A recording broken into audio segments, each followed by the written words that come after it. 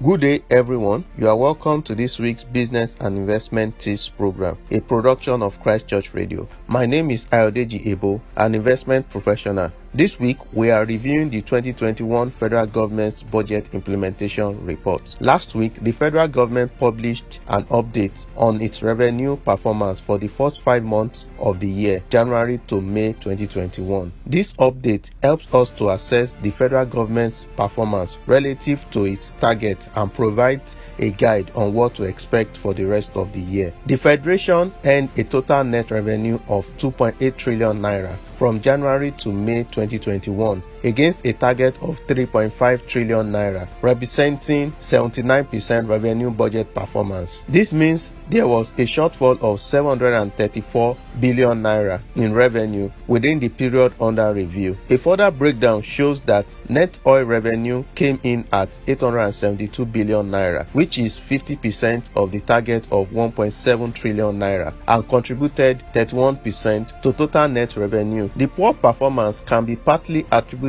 to the petroleum subsidy cost, which increased total deductions to 424 billion naira, which was not provided for in the 2021 budget. The FG only achieved 67% of its revenue target, which was 1.8 trillion naira between January and May 2021. Oil revenue was 423 billion naira compared to the target of 838 billion naira, representing a 50% performance. Non-oil revenue was resilient at 99.7% performance as the federal government collected 690 billion naira against a target of 620 billion naira. Non-oil revenue also contributed more than expected to total revenue at 34% despite a target of 19%. Company income tax and value-added tax collections surpassed budget targets at 291 billion naira and 124 billion naira, which was a performance of 102% and 125% respectively. Despite challenges to foreign trade, customs revenue was resilient at 188 billion naira, which was a 89% performance. The weakness in the federal government's revenue was mainly driven by poor collection in other sources of revenue, such as oil and gas license fees, electronic money transfer levy, domestic recoveries and fine, among others.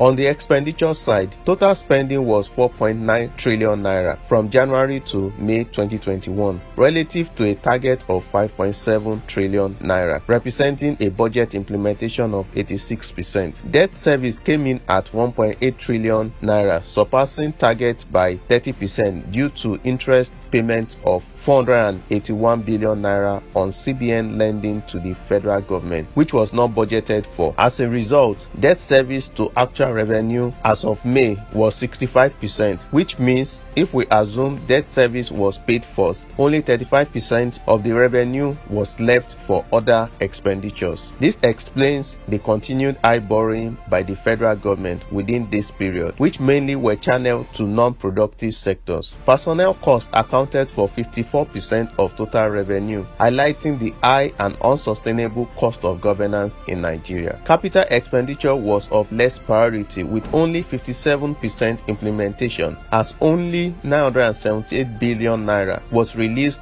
within this period relative to 1.7 trillion naira budgeted. This reduced the capital expenditure to total expenditure ratio to 20% against the 30% target. The capital expenditure produces the most multiplier effect on the economy. We are hopeful that the kickoff of the proposed 15 trillion infrastructure firm, the Infrastructure Corporation of Nigeria Limited, Infraco, will assist in bridging the gap. The budget performance reveals that the government still faces a severe revenue challenge despite improved oil prices due to high petrol subsidies. A strategy to gradually phase out subsidy needs to be introduced urgently, in addition to the corresponding investments to ease the pressure on Nigerians. If this is not done, capital expenditure, which creates the most value, will continue to suffer. Moreover, the government must reduce the cost of governance to free up funds for capital expenditure to accelerate